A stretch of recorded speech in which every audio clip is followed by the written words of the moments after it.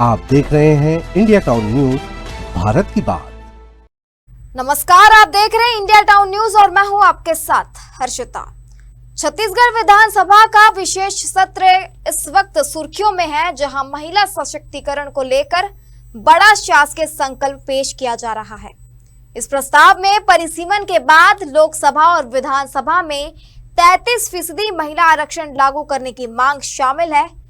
इस अहम की सत्र की शुरुआत सीएम विष्णुदेव साय की अध्यक्षता में भाजपा विधायक दल की बैठक के साथ हुई और इसके बाद सदन में पक्ष विपक्ष के बीच तीखी बहस देखने को मिली।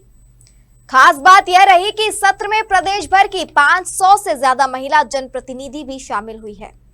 अब सवाल यह है कि क्या महिला आरक्षण पर यह चर्चा किसी ठोस नतीजे तक पहुंचेंगी या फिर यह भी राजनीतिक बहस तक ही सीमित रह जाएंगी। देखिए हमारी रिपोर्ट।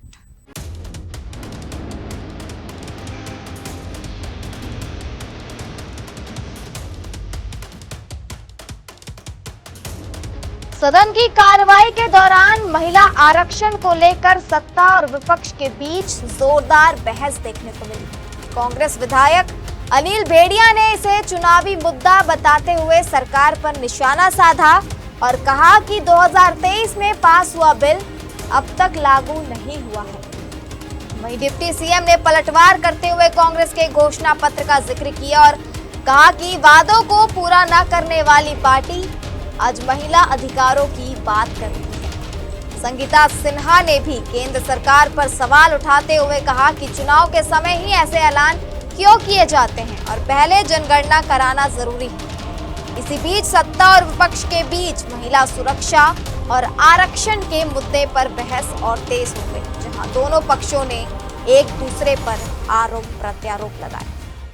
वहीं सदन में यह भी चर्चा रही कि महिलाओं को अवसर देने के मामले में कौन आगे रहा। कांग्रेस ने दावा किया कि उसने महिलाओं को ज्यादा प्रतिनिधित्व दिया है, जबकि सत्ता पक्ष ने इसे खारिज करते हुए कहा कि असल में महिलाओं के अधिकारों की बात सिर्फ राजनीतिक तक सीमित नहीं होनी चाहिए। और यही सबके बीच बहस सिर्फ आरक्षण तक सीमित नहीं रही, बल्कि महिला सुरक्षा, वादों और नीतियों तक पहुंच गई। बहस के दौरान महिला सुरक्षा, आरक्षण और सरकारी नीतियों को लेकर दोनों पक्षों के बीच तीखी नोक-झोंक देखने को मिली। विपक्ष ने सरकार पर सवाल उठाए तो सत्ता पक्ष ने कांग्रेस के पुराने वादों को लेकर पलटवार किया। इस बीच सदन में शासकीय संकल्प पर चर्चा जारी रही, जहां महिला आरक्षण को लेकर अलग अलग राय सामने आई। स्पीकर डॉक्टर रमन सिंह ने अशासकीय संकल्प को आग्रह किया। इस विशेष सत्र में प्रदेश भर की महिला जनप्रतिनिधियों को आमंत्रित किया गया है। इसके लिए प्रदेश भर की निगम, पालिका और पंचायतों की 500 से ज्यादा महिलाएं शामिल हैं।